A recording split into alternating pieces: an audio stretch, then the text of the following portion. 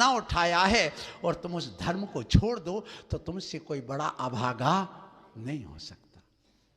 इसलिए कभी भी अपने जीवन में ये जो मंगल का कार्य है तुम सबसे पहले आगे आओ। और हमारे आगम में कहा है, सब खंडागम उठाइए, उसकी टीका उठाइए, उसमें लिखा हुआ है कि मंगल क्या है। तो उन्होंने कहा मंगल दो प्रकार का, एक आगम मंगल और एक नो आगम मंगल।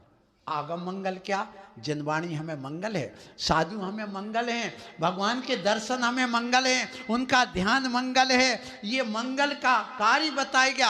आत्म ध्यान करना ये भी एक मंगल का कार्य है, भगवान की साधना करना ये भी मंगल का कार्य है, पूजा करना मंगल का कार्य है। लेकिन नो आगम मंगल में आप लोगों के यहाँ पहले शादी होती थी भैया, तो आप लोगों के यहाँ आम के पत्ते के बंधन वारे बनते थे ना, आप कहाँ गए, गायब हैं।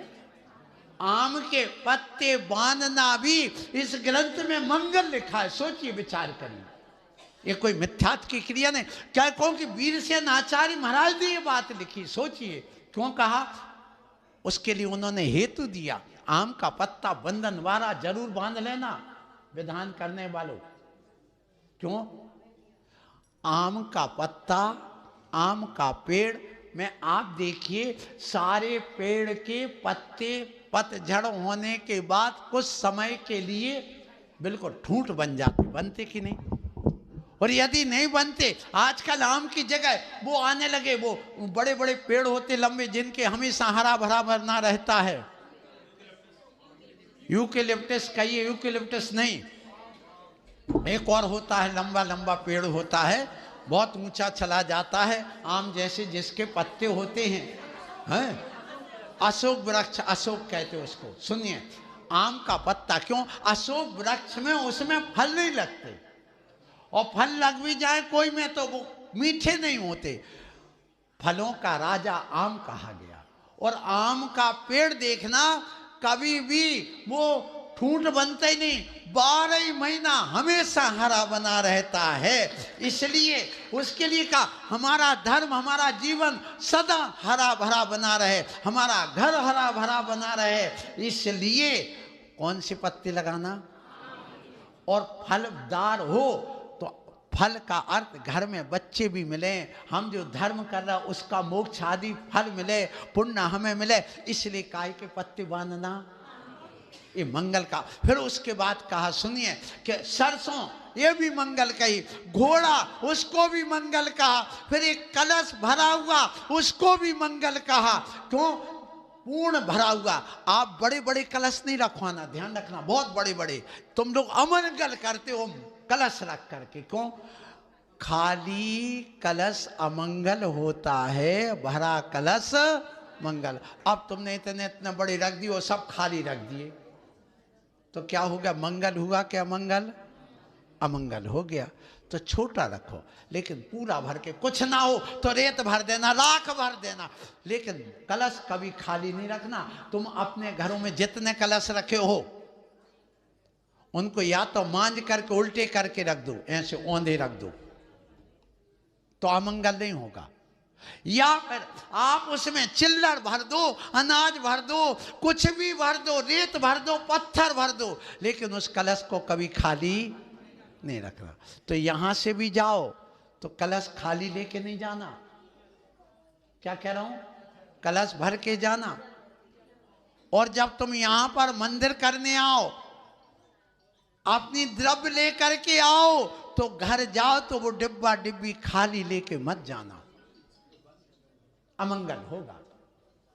और जब वो तुम कलश की शुद्धि करके वहां पर भी घट यात्रा में जाओ तो कलश खाली नहीं लाना, क्या करना, और जरूर जाना उस कलश में जो जल भरा है उस जल में थोड़ा बचा करके और कलश में वो जल भर लेना।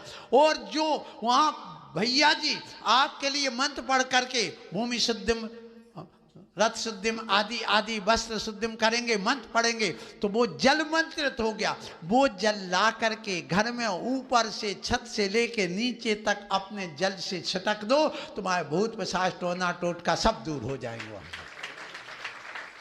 उसको भर के लाना, फिर घर की शुद्धि करना, क्या आज तक तुमने की घर की शुद्धि? आज तक नहीं करी। महाराज कोई ने बताई नहीं। कौन बताएगा तुम्हें? पंडितों को फुर्सत नहीं है। और महाराज ये कहें तो उनको पास इतना ज्ञान नहीं। ये भी कहूंगा नहीं ज्ञान है सबका कि क्या किया जाता। इसलिए मैं आप लोगों से कह रहा हूं कि तुम्हें गंदोदक नहीं छिटकना घर में। क्या छिटकना? वो घटी यात्रा का जल छिटकना, वो मंत्रित जल कहलाता है। और यदि तुम्हें कभी गंदोदक नहीं पीना, ध्यान रखना, कोई कितना भी कहे नहीं पीना। क्यों? गंदोदक जब आता है तो जैसे मान लो यंत्र है, तो यंत्र में ह्रीम लिखा है तो वो ह्रीम बन करके नीचे उतर करके आएगा। भगवान के ऊपर जल की धारा छोड़ी है तो भगवान का आकार बन करके आएगा। वह जल तुम पियोगे तो वह मल मूत्र बनेगा, तो वो अभिनय हो जाएगी। और मुख अपने आप में मल द्वार है, इसलिए नव मल द्वार बहे घिनकारी, असी देह करें किम यारी। तो वो नहीं पीना। यदि जल पीना तुम किसी प्रकार से, तुम्हारे घर में रोग शोक है, तो क्या करो? तुम टोना टोटका मंत्र तंत्रवादी के पास मत जाना। क्या करना? एक कलश लेना, तांबे का लेना, उसमें रात भर पानी भर करके रखना और उसमें अच्छे हाथ धो करके ये 2 उंगली और ये 2 उंगली ऐसे उस जल में डुबो देना जो जल भरा है। यदि मंत्रित जल पी नहीं है तो उसका उपाय बता रहा हूं। ये जो नीचे की ओर उंगली गई ना, दो इनको जल में डुबाना और ये चारों उंगली उसमें डूब जाएंगी। और फिर उसके बाद में भाव करिए कि व्यक्ति स्वस्थ हो जाए। और फिर आप नमोकार मंत्र पढ़िए, ओम ह्रीम श्रीम ओम ह्रीम नमो अरिहंताण में मंत्र पढ़िए। और आप जो निरोगी काया का मंत्र है वो भी करिए, उसमें मंत्र पढ़, वो जल दे सकते, क्योंकि वो भगवान के ऊपर से या मंत्र से वो करके नहीं आया, ये मंत्र पढ़ करके मंत्रित किया गया है। जैसे घट का जल आप उंगली डाल डाल के मंत्र पढ़ पढ़ के छिटकते हो, वो मंत्र वाला जल पी सकते, लेकिन कभी गंदोदक नहीं पीना। कोई भी महाराज का तुम पी लो, लोभ में मत आना, नहीं पीना। और बात आ रही है, 10 तो बज गए, समय तो हो गया है और आज लंबा खिंच गया प्रवचन नहीं, कार्यक्रम लंबा खिंच गया। प्रवचन तो 10 ही मिनट हो गए हैं, तो आपका, इसलिए मैं पूजा वगैरह ज़्यादा कराता नहीं, लेकिन आपने कहा कर लो तो मैंने भी कह दिया भैया कर लो, इनकी भावना है तो कर लो। क्योंकि पूजा तो रोज आप वहाँ करके आए हो और पूजा से वो ज्ञान नहीं मिलेगा जो प्रवचन से मिलेगा। इसलिए हम ना विधान ज़्यादा कराते हैं और ना हम कभी ये पूजा पाठ में पढ़ते। हम इतना चाहते कि अधिक से अधिक तुम्हें ज्ञान मिल जाए। सो आज ये बात आई है कि आप लोग ये नारी पर्याय को प्राप्त किया है, बहुत अच्छा है। आप नारीत्व गुण से युक्त हो। नारी के गुण कितने होते? मुझे लगता है इस सभा में कोई नहीं बता पाएगा। अरहंत के गुण कितने होते? सिद्धों के 8, आचार्य के 36, उपाध्याय के 25, साधु के और नारी के किसने बताया तुम्हें 6 होते हैं? किसने बताया? महाराज ने प्रवचन से बताया। ताली बजाओ उनको। अब 6